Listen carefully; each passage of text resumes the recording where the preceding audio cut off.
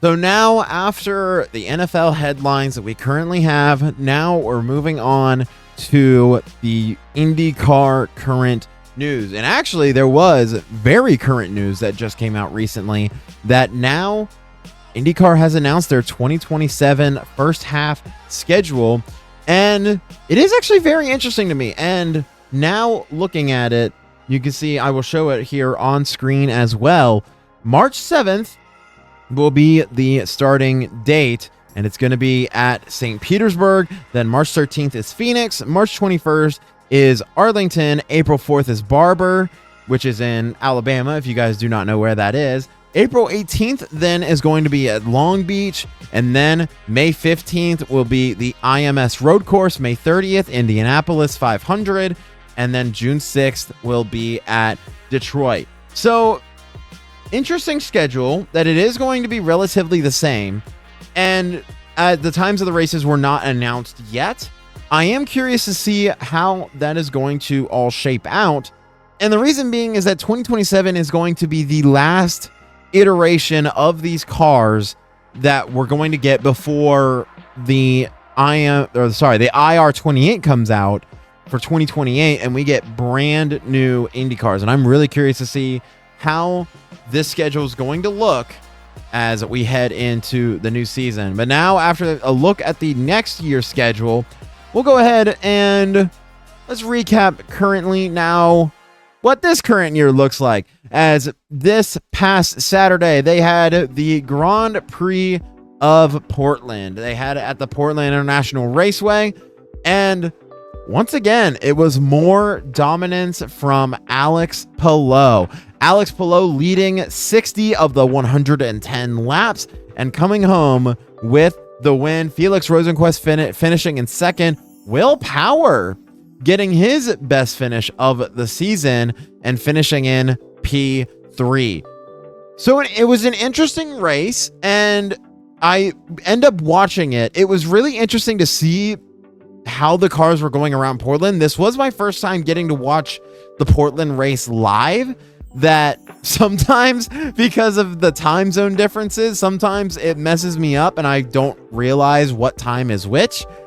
And you guys can definitely say maybe that's a skill issue, maybe that's just my fault, but I was very happy to go ahead and watch this, and it kind of left me with questions and answers. And I say that in the way that it was really interesting to see how this race played out, because it all really came down to pit stops. And I remember even the announcers were talking about where these pit stops were going to be crucial, and it was really interesting to see how the different strategies ended up clashing. And you can see that mainly all of the leaders ended up stopping 3 times, and mainly a lot of people thought it was going to be a hard compound race, and I think for the most part it definitely was. But at the same time, it was also interesting because of so many drivers trying to use the soft compound to its fullest extent. And I think it was probably the first time this season that I've really seen people try and push on those soft tires, and not necessarily push in terms of pace, but push in terms of length. And I think that was one of the most interesting things about this race. And I will say too, in terms of going over this race, you got to give a shout out to some of these other drivers. I mean, the biggest example, Christian Lundgaard. I don't understand how Arrow McLaren isn't going to sign him. He has been amazing on road courses, and by far he is actually the top McLaren driver right now for Arrow McLaren. And in Portland, he started in P25 and he finished in 9th. He finished in the points. Like, I don't know how much more you're really going to want out of a driver. And I know that they kind of have centered themselves around Pato O'Ward as being their main guy, but I don't know. It's going to be really interesting to see where Christian Lundgaard goes, because arguably, depending on where he goes, he could rival some of these other really good drivers, such as Alex Palou or Kyle Kirkwood, or even if he continues to get better on ovals, maybe he could start to battle Joseph Newgarden as well. It's just very, very intriguing to me to see these fantastic results from Christian Lundgaard, and McLaren still not necessarily happy with that. So it's going to be very interesting to see. And actually, as I'm talking about Alex Palou, once again, another dominant race. There's no doubt about that. Dominant race, as I said he led 60 of the 110 laps, only stopped 3 times. And he finished 4 seconds ahead of Felix Rosenqvist to win the Portland Grand Prix. So this is kind of the big question. Does this mean that Alex Palou has secured his 5th championship? And I think that we really need to start asking about that, because he's been dominant all year long, and say for only a couple minor mistakes, even with those minor mistakes, he still ends up doing very, very well. So I'm really interested to see how this is going to go. As he wins Portland, he extends his lead. But looking currently now at the championship standings, right now Alex Palou leads with 510 points. Kyle Kirkwood is in second place with 400 points. David Malukas in P3 with 392 points. Christian Lundgaard in 4th with 375 points. And then Pato Ward with 355 points in P5. So that is the thing. Alex Palou is 110 points up on Kyle Kirkwood. And it is really going to take a lot more to happen if some of these other drivers want a chance. It's going to have to take DNFs. It's going to have to take incidents. And that is the thing that so far this season, Alex Palou has been very incident free.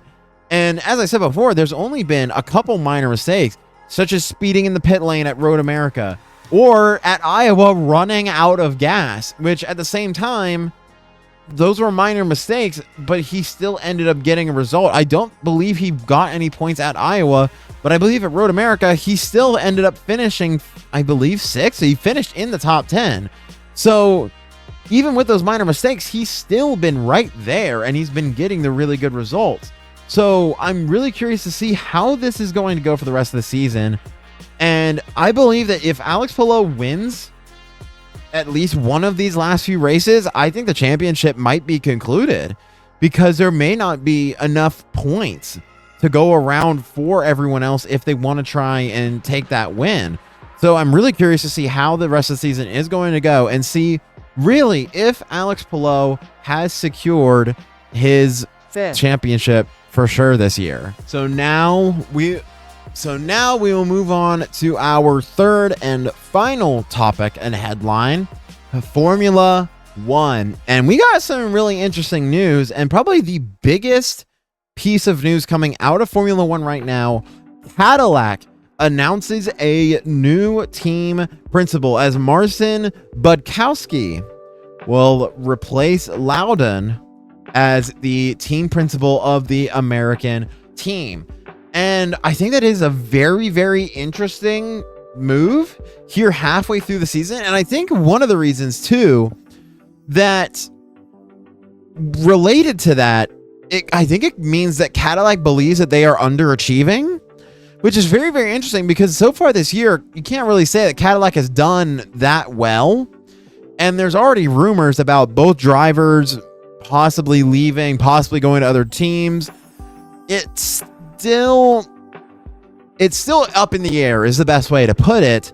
And that's just really interesting. So I guess maybe this new team principal, that maybe this move is going to try and maybe put a little bit more of a spark into the team, try and get the results to be better or something related to that. It's a very interesting move, and it's very interesting at the timing of the move, as we are about to head to the next track after this.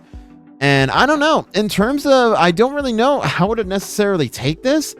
I'm more curious to see how this move is going to affect Cadillac over the next few races to see if it really does have any sort of an effect, or if maybe this team is just maybe preparing for 2027 instead. But speaking about maybe looking to the future in 2027, we're going to go ahead and stay here in 2026 for the moment being. We'll go ahead and look at the Formula One current drivers standings. And actually, it is in a similar position to IndyCar. Maybe Formula One and IndyCar are not that different, which I know that is mainly the joke between that everyone says that IndyCar is a copycat, but I'll leave that for argument for another time. But right now, Kimi Antonelli with Mercedes leads the driver standings with 219 points. Lewis Hamilton in second place at Ferrari with 169 points. George Russell falling to third in Mercedes with 160 points. Leclerc in fourth with 138 points. And then Norris in fifth and McLaren with 128 points. So, the biggest question out of this: does anyone have a chance of catching Kimi Antonelli? I actually believe, in my opinion, that there is, and I think that it could be Lewis Hamilton. The reason being is that I think Ferrari could outlast Mercedes. What do I mean by that? So far this season, Mercedes' reliability hasn't been as good as maybe in the last few years. In the last few years, they haven't had as many issues. This year, they've been having many issues. And of course, the most famous incident being at Canada with Russell's car just literally just stopping. And of course, throwing his headrest out, which, as a Red Bull sympathizer, it was something violence, as the joke goes. But with the same thing, Mercedes has not had maybe as good of reliability as maybe they've wanted before. And I'm wondering, if they continue to have those issues, is that going to leave the door open for Hamilton? And which Hamilton, he's been doing good this year. I mean, there's a reason he's second place in the driver's standings. So I'm curious to see how the rest of the season is going to go. Next one is the 21st of August. So not at the time of recording this, I'm recording this on Thursday. So not this weekend, but the next weekend, they head to the Netherlands for Zandvoort. And I'm curious to see how that race is going to go, because we'll see if maybe there's any sort of slip up from Mercedes. And I think if there's going to be more slip ups, I think that is really going to start opening the door for Hamilton to maybe start creeping in and maybe a last minute swipe of the championship. And I can imagine Hamilton is probably very, very motivated to try and get that 7th championship, that 2021. I won't say anything more about that. But I'm very curious to see how the rest of the Formula One season is going to go. Thank you guys so much for watching this episode of Radio Check. If you guys enjoyed this, be sure to go ahead and subscribe to the channel so you guys get notified of every single time that Radio Check comes out. And check out that video right there. That is a video YouTube recommends for you. So if you want to get more racing or sports enjoyment, you guys can go ahead and watch more there.